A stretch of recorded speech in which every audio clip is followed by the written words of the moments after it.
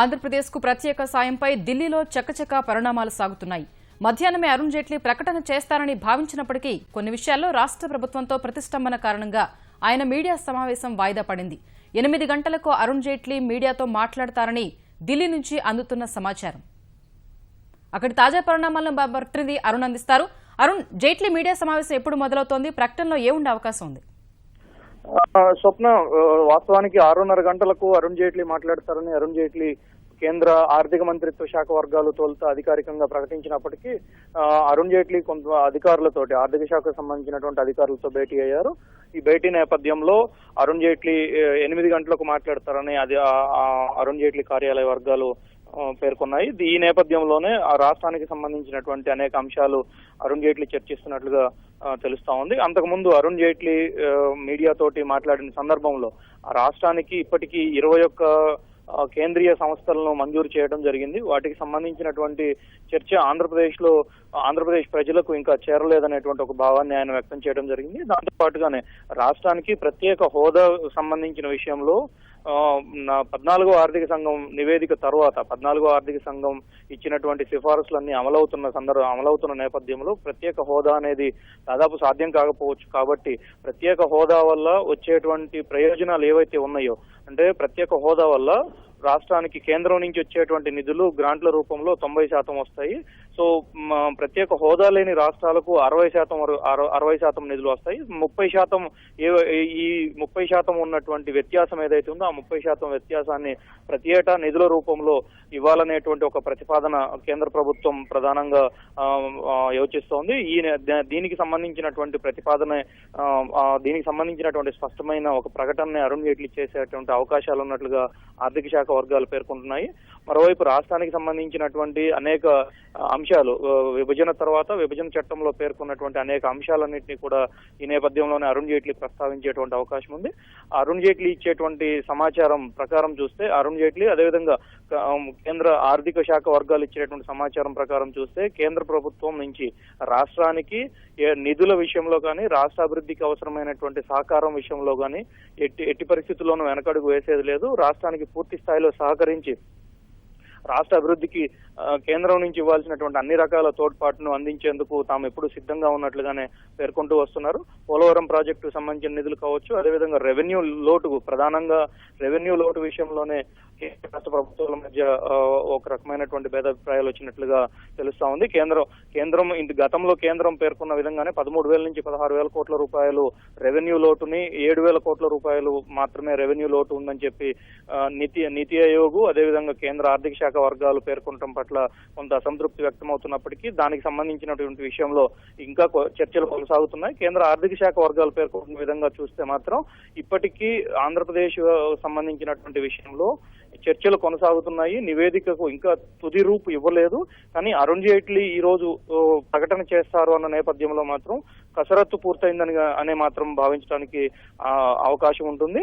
దీనికి అనుగుణంగానే కేంద్రం ఇచ్చేటువంటి ప్రకటన ఏ విధంగా ఏ అంశాలకు ప్రాధాన్యత ఇస్తూ కేంద్రం ప్రకటన చేస్తుందనేది మాత్రం కొంత ఉత్కంఠతగా ఉంది. శ్వేత, ధన్యవాదాలు అరుణ్.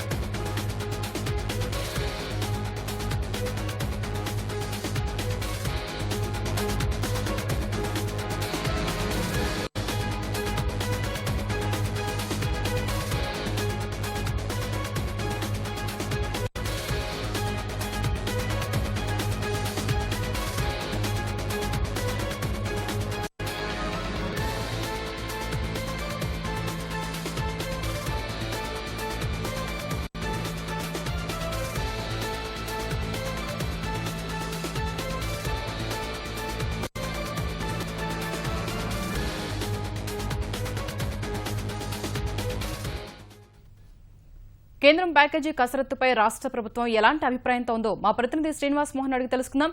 శ్రీనివాస్ మోహన్, కేంద్ర ప్రతిపాదనపై రాష్ట్ర ప్రభుత్వం ఏమంటోంది?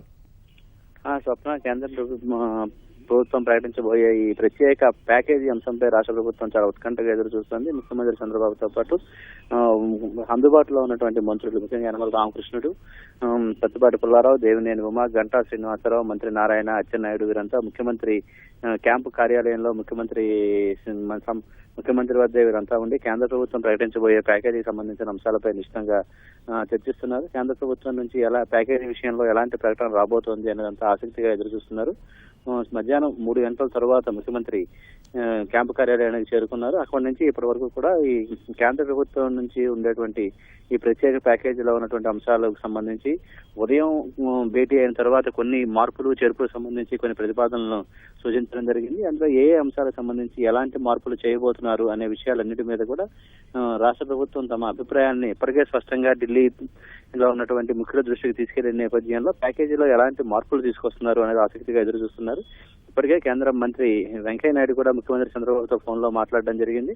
అలాగే రాష్ట్రానికి సంబంధించి కేంద్ర ప్రభుత్వంలో ఉన్నటువంటి సుజనా చౌదరి, అలాగే సీఎం రమేష్ ఈ కేంద్ర ప్రభుత్వం ప్యాకేజీ విషయంలో ఎలాంటి మార్పులు చేయబోతోంది, లేదా కేంద్ర ప్రభుత్వం ఎలాంటి అంశాలను ప్రతిపాదించింది అనే అంశాలను కూడా ఎప్పటికప్పుడు ముఖ్యమంత్రి దృష్టికి తీసుకురావడం జరుగుతోంది. దీంతో ముఖ్యమంత్రి రాష్ట్రానికి సంబంధించి ఆర్థిక శాఖ ఉన్నతాధికారులతోనూ అలాగే ముఖ్యులతో కూడా ఈ ప్యాకేజీలో ఉన్నటువంటి అంశాలు, కేంద్ర ప్రభుత్వం ప్రతిపాదిస్తున్నటువంటి అంశాలపై ఎప్పటికప్పుడు చర్చలు జరుపుతున్నారు. ప్రత్యేక హోదా సాంకేతికంగా ఇవ్వలేమని భారతీయ జనతా పార్టీ మొదటి నుంచి చెప్తున్న నేపథ్యంలో ప్రజలు ప్రత్యేక హోదా ఇవ్వాల్సిందే అనేటువంటి ఒక అభిప్రాయంతో ఉన్న నేపథ్యంలో ప్రత్యేక హోదా కంటే ప్రత్యేక ప్యాకేజీ వల్ల ఎలాంటి లాభాలు ఉన్నాయనే విషయాన్ని పూర్తిగా ప్రజల దృష్టికి తీసుకెళ్లాల్సిన అవసరం ఉన్న నేపథ్యంలో ప్యాకేజీ ద్వారా వచ్చేటువంటి ప్రయోజనాలకు సంబంధించిన అంశాలపై కూడా రాష్ట్ర ప్రభుత్వం ప్రధానంగా చర్చ జరుపుతోంది. అయితే ప్రధానమంత్రి విదేశీ పర్యటనలో ఉండడం, ప్రత్యేక ప్యాకేజీకి సంబంధించి ఉన్నటువంటి అన్ని అంశాలలో ఇప్పుడు సాయంత్రం 6:30 గంటలకే అరుణ్ జైట్లీ మీడియా సమావేశంలో వెల్లడిస్తారని మొదలు భావించారు. అయితే ఆ సమావేశం ఒక 2 గంటలు అంటే 8 గంటల వరకు వాయిదా పడిన నేపథ్యంలో ముఖ్యమంత్రి అలా ప్రతిపాదించినటువంటి అంశాలపై కొన్ని మార్పులు చేర్పులు జరిపేందుకే కేంద్ర ఆర్థిక శాఖ ఈ సమయం తీసుకుందంటే అభిప్రాయం కూడా వ్యక్తమవుతోంది. ఈ అభిప్రాయం నేపథ్యంలో ఎలాంటి మార్పులు చేసి ప్రత్యేక ప్యాకేజీని ప్రకటించబోతున్నారు అనే విషయాలపై కూడా ఆసక్తి నెలకొంది. అయితే రాష్ట్రం నుంచి ముఖ్యంగా ముఖ్యమంత్రి చంద్రబాబు నాయుడు నుంచి చేసినటువంటి సూచనలు, మార్పులు చేసే అంశాలకు సంబంధించి ఇప్పుడు జరగబోతున్నటువంటి మీడియా సమావేశంలో రాష్ట్రానికి ప్రత్యేక ప్యాకేజీకి సంబంధించి అన్ని అంశాలతో స్పష్టమైన ప్రకటన చేస్తారా, లేకపోతే ప్రధానమంత్రి విదేశీ పర్యటనలో ఉన్నందున ముఖ్యమంత్రి చంద్రబాబు నాయుడు నుంచి ఎలాంటి ప్రతిపాదనలు వచ్చాయి, వాటికి సంబంధించి కేంద్రం ఎలాంటి నిర్ణయం తీసుకోబోతోంది అనే అంశాలన్నింటినీ కూడా తిరిగి ముఖ్యమంత్రి విదేశీ పర్యటన వచ్చిన తర్వాత ముఖ్యమంత్రి దృష్టికి తీసుకెళ్లిన తర్వాత వాటన్నింటిపై మరికొంత సమయం తీసుకొని స్పష్టమైన ప్రకటన చేస్తారా అనేది కూడా కొంత సందేహాస్పదంగానే ఉంది. ముఖ్యమంత్రి చంద్రబాబు నాయుడు సాయంత్రం 6:30 గంటలకే ఈ విజయవాడ నుంచి హైదరాబాద్ అసెంబ్లీ సమావేశాలు రేపటి నుంచి జరగబోతున్న నేపథ్యంలో వెళ్లాల్సి ఉన్నప్పటికీ ప్రత్యేక ప్యాకేజీకి సంబంధించిన ప్రకటన సమాచారం ఢిల్లీ నుంచి వచ్చిన నేపథ్యంలో విజయవాడలోని క్యాంపు కార్యాలయంలోనే ముఖ్యమంత్రి, రాష్ట్ర మంత్రులు అలాగే వివిధ శాఖల ఉన్నతాధికారులు కూడా ఇక్కడే ఉండి ఈ పరిస్థితుల్ని సమీక్షిస్తున్నారు. ఢిల్లీలో ఉన్నటువంటి సుజనా చౌదరి అలాగే సీఎం రమేష్, ఢిల్లీలో ఉన్నటువంటి అధికారులు, రాష్ట్ర ప్రభుత్వానికి సంబంధించి ఉన్నటువంటి అధికారుల ద్వారా ఎప్పటికప్పుడు అక్కడ జరుగుతున్న పరిణామాలన్నింటినీ తెలుసుకుంటూ ప్యాకేజీలో ఎలా ఉండబోతోంది అనే ఆసక్తి నెలకొంటోంది. ఉదయం నుంచి కూడా ఈ ప్యాకేజీకి సంబంధించి ఒక ఉత్కంఠ వాతావరణమే రాష్ట్రంలో ఉన్న నేపథ్యంలో 8 గంటల సమయంలో అరుణ్ జైట్లీ నిర్వహించే మీడియా సమావేశంలో ఎలాంటి ప్రకటన ఉంటుంది అనేది అంటే ఆసక్తిగా ఉంది. స్వప్న. ధన్యవాదాలు శ్రీనివాస్ మోహన్.